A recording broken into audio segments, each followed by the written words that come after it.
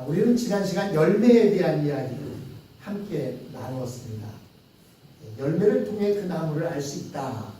이렇게 말씀을 드렸습니다.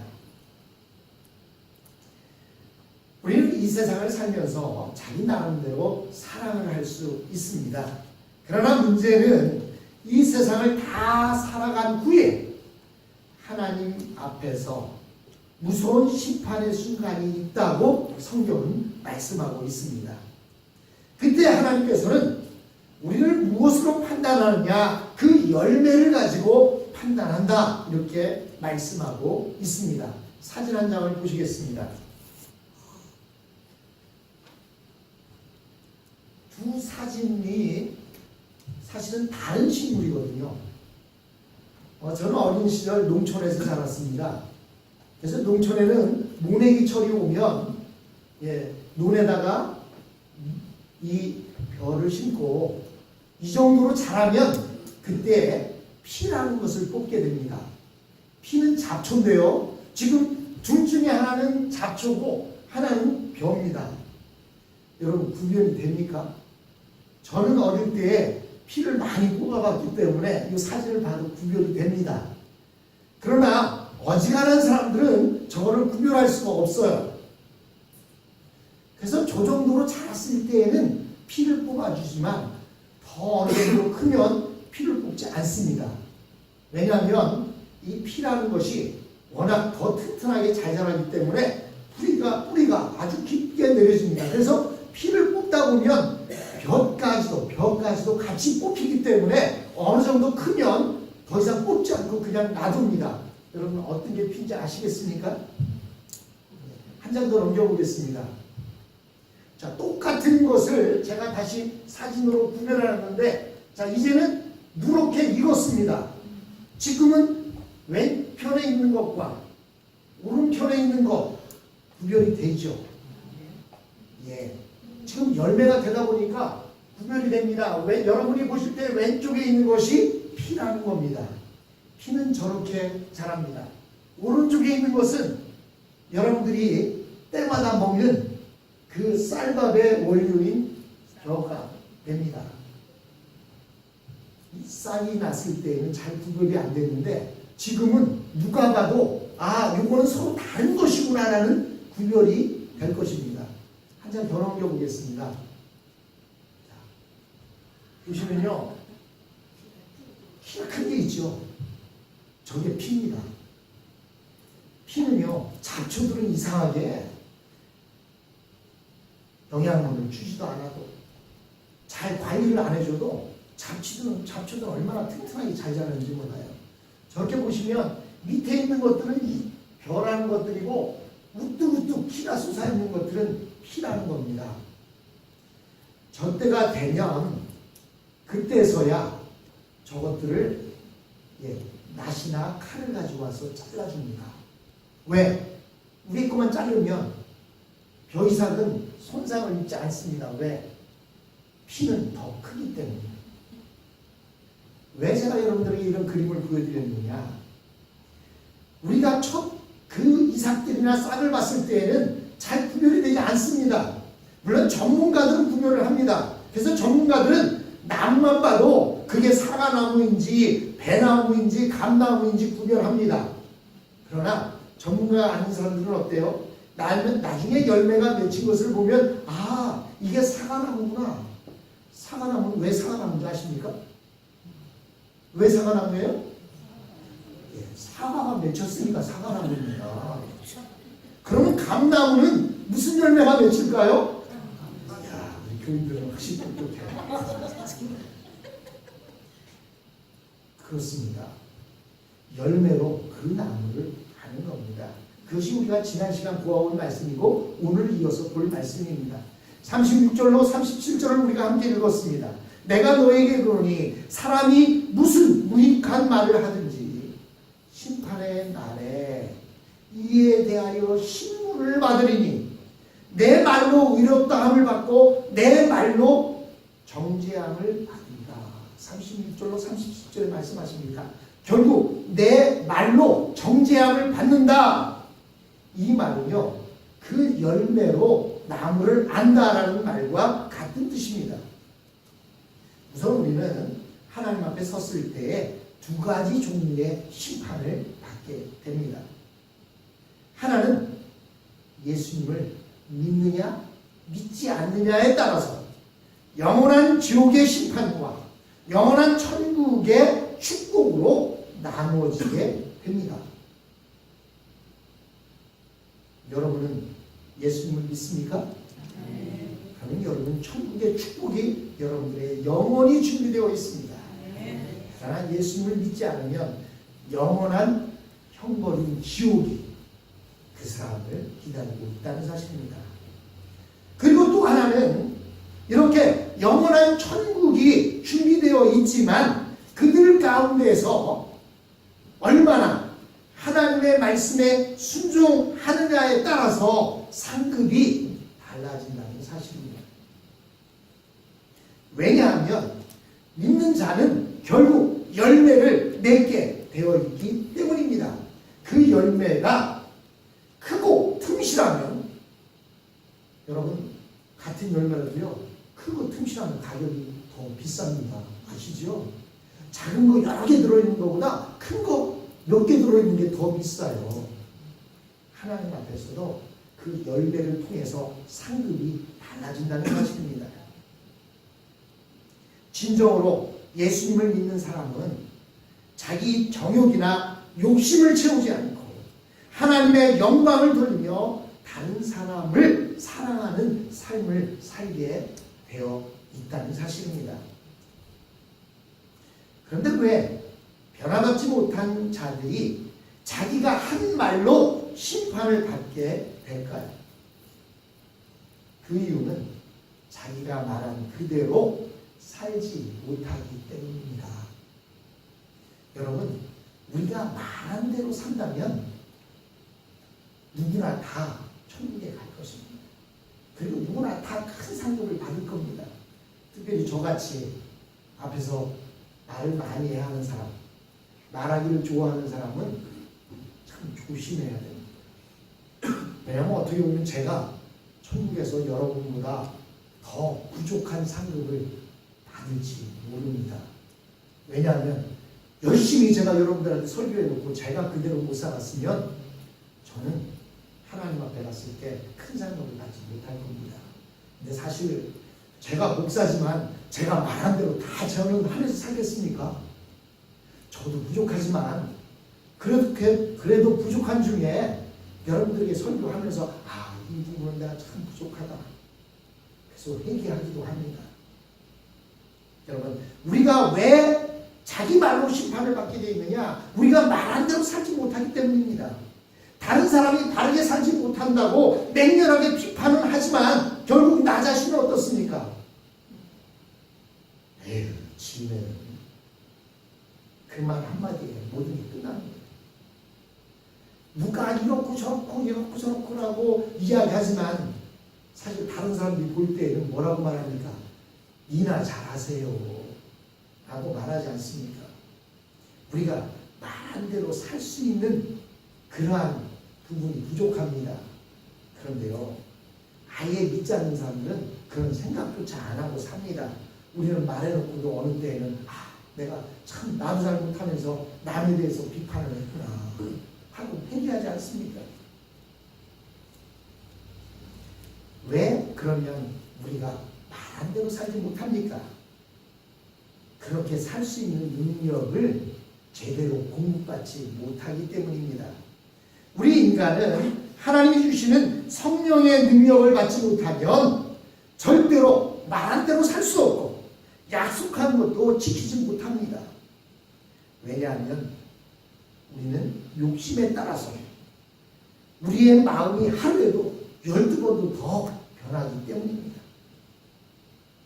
그런데 예수님께서 그들이 한 아주 무익한 말까지도 심판을 받게 된다라고 말씀하셨습니다. 그 이유는 그 무익한 말 속에는 독사의 독이 들어있기 때문입니다. 우리가 하는 말들이 모두 하나님 앞에서 녹음되고 있다는 사실을 여러분 기억해야 합니다. 요즘요 얼마나 무서운 세상인지 모릅니다.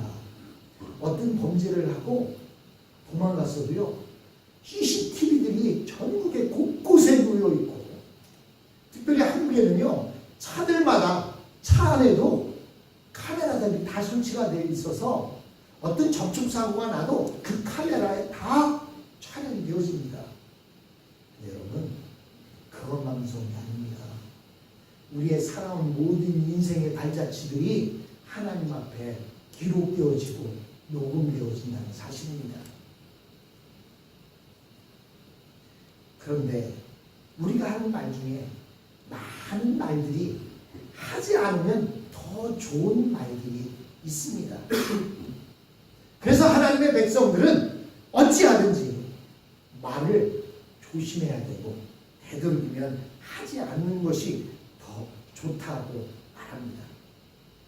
그리고 말을 하려 하면 반드시 지켜야 합니다. 왜냐하면 그것이 열매이기 때문입니다. 누구든지 은혜로 하나님의 백성이 될 수 있습니다. 즉 예수님의 복음을 듣고 예수님을 믿기만 하면 돈을 지불하지 않아도 아무런 수고가 없이도 하나님의 백성이 될 수 있습니다. 그러나 예수님은 그것이 결코 쉬운 것이 아니라고 말씀합니다. 여러분, 돈 주고 사지 않는 것이 더 비쌀까요? 돈 주고 사는 것이 더 비쌀까요? 여러분, 이 세상에는요 돈으로 계산되지 못하는 것들이 있기 때문에 하나님께서는 값없이 주신 것들이 많습니다. 여러분, 공중에 있는 산소들 아시죠? 여러분이 이머전시에 가셔서 악시즌 그거 한번 딱 꽂고 있으면 10분에 300불 정도씩이 나갑니다. 근데 여러분, 그 공기를 지금까지 여기 80대신 분은 80년 동안 돈 한 푼 안 주고 지금까지 들여 마시고 있습니다.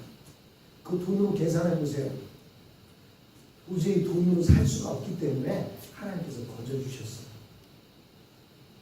구원도요, 우리가 돈 주고 살 수 없기 때문에 거저주신 겁니다. 그것이 값이 없어서 거저준 것이 아니라 너무나 값 비싸서 돈 주고 살 수가 없기 때문에 하나님께서 거저주신 것이에요. 그러나 예수님은 이 거저받은 이 구원도 결코 쉬운 것이 아니라고 말씀하십니다. 38절로 39절에 보십시오. 그때 서기관과 바리새인 중 몇 사람이 말하되 선생님이여 우리에게 표적 보여주시기를 원하나이다. 예수께서 대답하여 이르시되 악하고 음란한 세다가 표적을 구하나 선지자 요나의 표적밖에는 보일 표적이 없느니라. 표적은 하나님께서 그 종을 자기 백성에게 보내실 때에 주시는 증거를 드립니다. 왜냐하면 그들이 정말로 하나님이 보낸 선지자인지 잘 모르잖아요. 그래서 알게 하기 위해서 하나님께서는 그 종들에게 표적을 보여주십니다. 그러나 사실 하나님의 백성에게 그런 증거물은 필요하지 않습니다. 왜냐하면 하나님의 백성은 선지자의 말을 들으면 바로 이것이 하나님의 말씀이구나라고 깨닫게 되기 때문입니다. 하나님의 말씀은 예레미야가 말한 것처럼 반석을 쳐서 터뜨리는 방망이와 같다라고 이렇게 말합니다. 그런 권위와 능력이 있습니다. 마치 외출했다 엄마가 집에 돌아올 때 밖에서 엄마가 아들의 이름을 부를 때 그 아들이 엄마에게 당신이 내 엄마인지 표적을 보여주십시오. 이렇게 말합니까? 안 하죠. 그러나 그렇게 말할 때가 있어요. 언제입니까? 아이를 잃어버려서 몇십 년 동안을 남으로 살다가 수수문에서 자식을 만나게 될 때 엄마는 자기가 지금까지 고이 간직했던 그 사진을 들고 자식을 만납니다.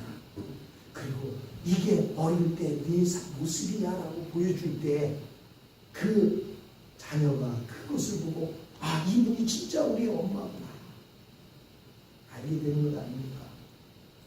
이번에도 이산 가족이 추석을 맞이해서 남과 북이 만났었습니다. 근데 만났는데 어떤 분이 얘기하는 거예요. 나는 도저히 저 사람이 내 조카라고 하는 그것을 도저히 믿을 수가 없다는 거예요.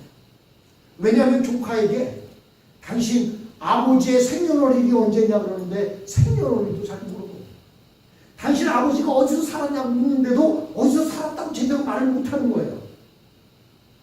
그러니까 난 저 조카가 내 조카가 아닌 것 같아요. 그렇습니다.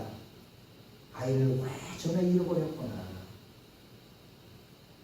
이랬을 때에는 친자 확인을 거치게 되는 겁니다. 요즘은 과학이 발달해서 친자 확인을 이렇게 뭐 피나 뭐 또는 머리카락만 가져도 확인이 유전자 확인이 된다고 하지 않습니까? 이런 과정을 거쳐야 되는 것입니다. 이처럼 부모와 자식 사이에 증거가 필요할 때에는 이미 이 가족은 오래전부터 정상적인 가족이 아니었다라는 사실을 보여주고 있는 것입니다. 그런데 지금 바리새인과 서기관들이 예수님에게 표적을 보여달라고 말하는 겁니다.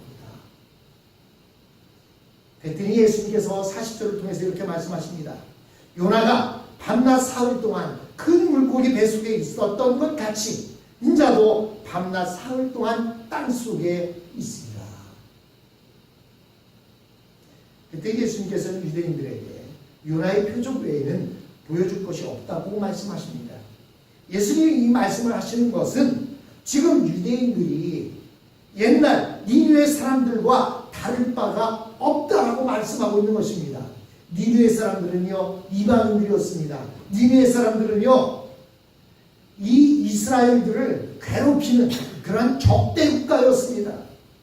하나님을 모르는 사람들이었습니다. 그런데 유대인들이 지금 표적을 보여달라고 하는 것은 이 니느웨 사람들과 다를 바가 없다라고 말씀하고 있는 것입니다. 니느웨 사람들이 해야 할 것은 표적을 구하는 것이 아니라 하나님의 말씀을 믿고 멸망에서 구원받는 것이었습니다. 마찬가지로 지금 유대인들은 한가하게 예수님에게 표적을 요구할 처지가 아닌 것입니다. 지금 그들은 예수님의 말씀을 믿고 구원을 받든지 아니면 망하든지 둘 중 하나인 것입니다. 여러분 요나서에 보면 요나는 죄악의 도성인 니느웨가 하나님의 심판에 임박했다라는 그 메시지를 가지고 니느웨에 가도록 이렇게 하나님의 명령을 받았습니다. 그런데 요나가 생각할 때 저 니느웨는요 날마다 자기네 나라인 이스라엘을 괴롭게 하는 나라인데 그 나라가 멸망한다는 얘기를 들었으니까 요나는 어떻겠어요? 내가 그곳에 가서 말씀을 전해야 되느냐 아니면 망하도록 놔둬야 되느냐 생각하고 고민하다가 결국은 저 니느웨가 망하면 우리 이스라엘은 더 잘 살 수 있지 라고 하는 판단을 하게 됩니다. 그래서 니느웨로 가야 되는데 요나가 하나님의 낯을 피해서 요바에서 배를 타고 다시스로 도망가려고 합니다. 그러면 나중에 니느웨는 멸망할 것이다 생각한 것입니다. 그런데 요나가 다시스로 가고 있는데 큰 풍랑을 만났습니다. 결국은 그 풍랑이 왜 일어나게 됐는지 제비를 뽑아보니까 저 배 맨 아래에서 잠자고 있던 요나가 신기에 뽑힌 겁니다. 이 풍랑이 일어나는 것은 당신 때문인 것 같은데 그랬더니 요나가 하는 얘기가 나를 바다에 던지십시오. 그러면 풍랑이 멎을 것이고 이 배에 탄 사람은 안전할 것입니다. 그래서 바다에 던졌더니 큰 물고기가 요나를 삼켰습니다. 그리고 사흘 밤낮 물고기 뱃속에 있다가 나중에 어떻게 해서 그 물고기가 그를 토해냈는데 십자가에 이제 온 몸에 오물을 뒤집어 쓰고 토해졌는데요. 보니까 그곳이 어디예요? 니느웨 성이 가까운 그곳에 토해졌던 것입니다. 그래서 요나는 어쩔 수 없이 자신들을 괴롭히는 그 아수르의 수도인 니느웨에 가서 하나님이 말씀하신 그 말씀을 전하게 됩니다. 뭐라고 전합니까? 지금 말로 바꿔서 말하면, 여러분 40일 후에 하나님의 진노의 심판으로 여러분은 망하게 될 것입니다. 40일이 지나면 이 성에 큰 지진이 일어나서 모두 죽을 것입니다. 저는 이 사실을 알고서도 여러분이 망하기를 바라는 마음으로 다시스로 도망을 쳤습니다. 그런데 하나님은 저를 바다에 빠뜨리셔서 물고기 뱃속에 사흘 동안 있게 한 후에 다시 살게 하셔서 이곳에 보내셨습니다. 지금 내 몸에서 썩은 냄새가 나는 것은 내가 물고기 뱃속에서 있었기 때문입니다. 하나님은 이 정도로 여러분을 사랑하시며 하나님은 이렇게 능력이 있는 분이십니다라고 외쳤습니다.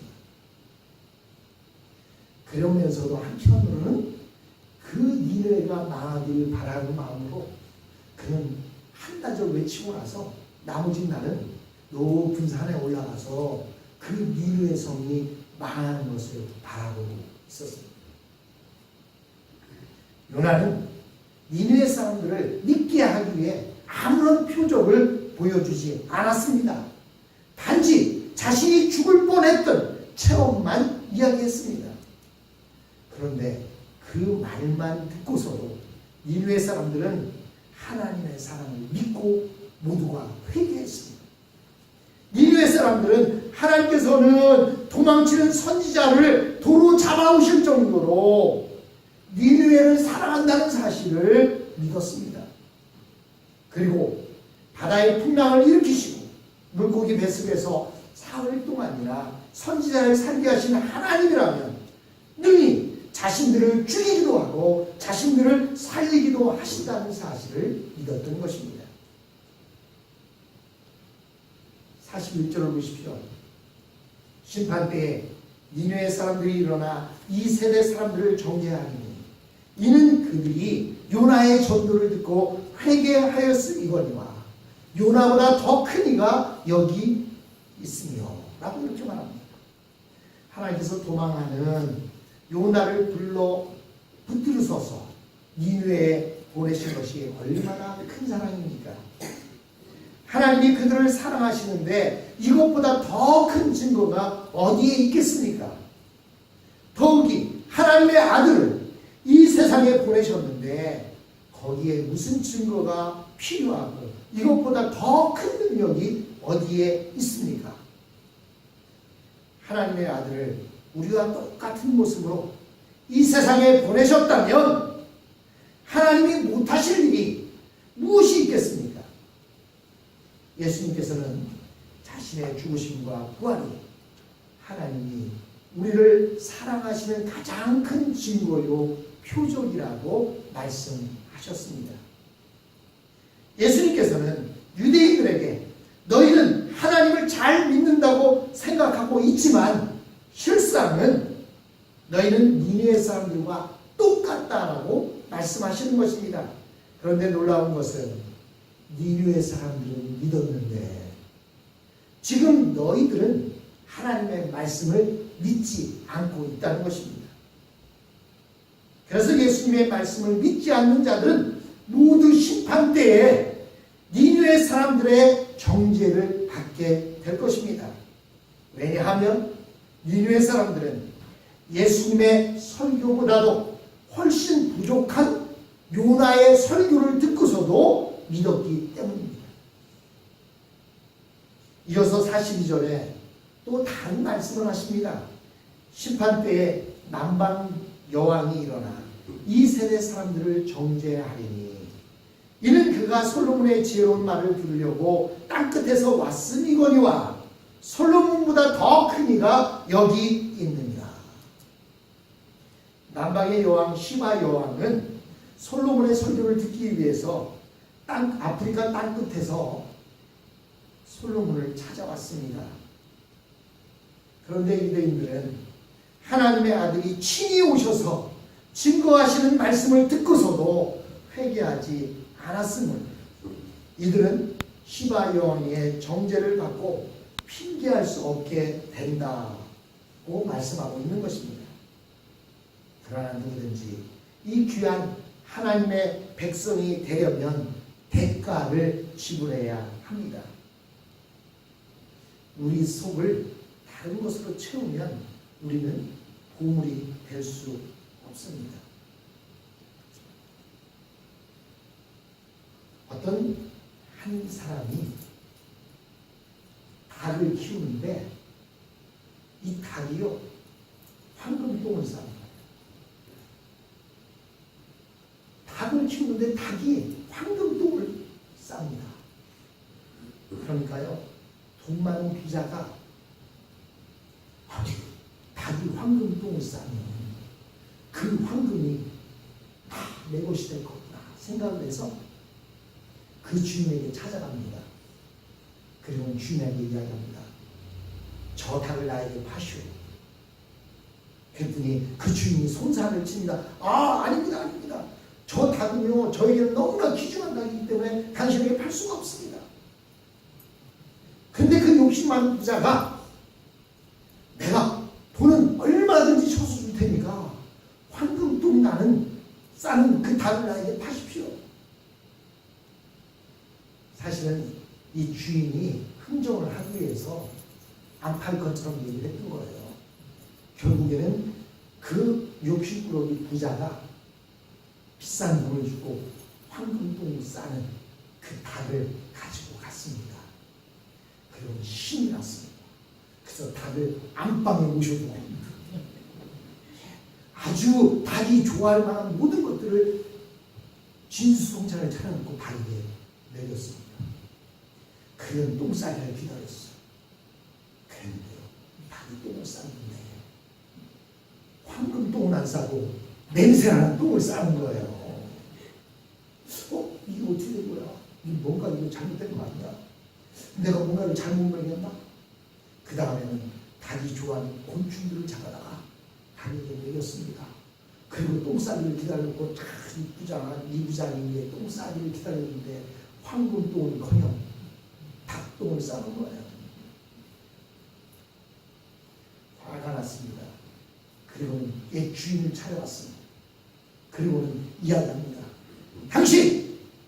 이 닭이 황금똥을 싼다고 해서 내가 이 닭을 사왔는데 이게 뭐냐고 도대체. 황금똥은 아니고 닭똥만 싸웁니다.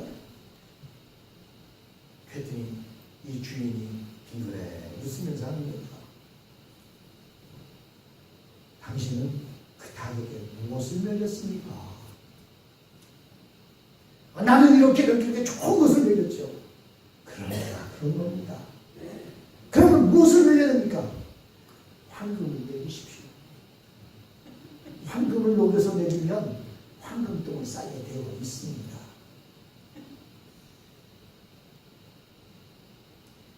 여러분, 우리 속에 똥으로 채우면 똥밖에 안 나옵니다.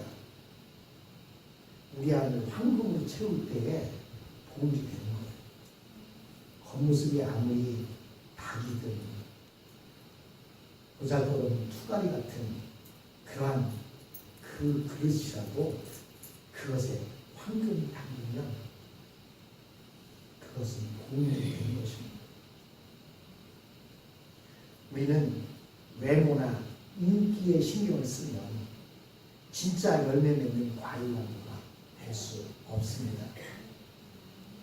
과일나무 중에서 외관이 멋진 나무는 별로 본 적이 없습니다. 여러분, 과일나무가 멋있는 나무 자체가 멋있어서 그 과일나무를 좋아합니까? 아니에요. 그것에 풍성한 과일이 매달리는 게 좋은 겁니다. 저희 집에 단감나무가 있는데요. 작년에 단감이 많이 달려갖고 너무 좋았습니다. 올해도 단감이 처음에 많이 매달렸더라고요. 근데 쏙쏙 빠져갖고 다 빠진 거예요. 지금은 그 나무 쳐다도 안 봅니다. 열매가 맺혀서 풍성한 수확을 거둘 때에 그때 그 나무가 귀하고 그 나무가 대접받는 것이지, 그곳에 열매가 없으면 저는 지금도 걱정이에요. 저거 감나무 잎이 떨어지면 또 그거 청소해야 되는데. 예. 과일나무는 오직 열매 하나로 평가를 받는 것입니다. 니느웨 사람들은 요나의 외모를 보지 않았기 때문에 구원을 받을 수가 있었습니다. 그리고 그들은 과거의 죄와 담대하게 단절할 수 있었기 때문에 구원을 받았습니다. 시바의 왕은 말씀을 듣기 위해서 거리를 상관하지 않고 솔로몬에게 찾아왔습니다. 그는 여왕이었지만 정치도 내려놓고 오직 한 성도로서 하나님의 말씀을 듣기 위해 대가를 지불했습니다. 그래서 이제 사람들은 더 이상 핑계할 것이 없는 것입니다. 여러분, 예수님을 만나셨습니까? 예수님을 믿으십니까? 예수님이 그 안에 들어와 계십니다. 그래서 예수 믿는 사람들은 예수님 자리가 되어집니다. 값으로 계산할 수 없을 정도로 예수님과 똑같아지었습니다. 사랑하는 여러분, 이제 우리는 마음속에 있는 모든 폐역한 것과 고집을 버리고 아무 의심 없이 하나님의 말씀을 받아들이며 오래오래 하나님의 사랑을 받는 성도가 되시기를 주님의 이름으로 축원합니다. 다시 자리에서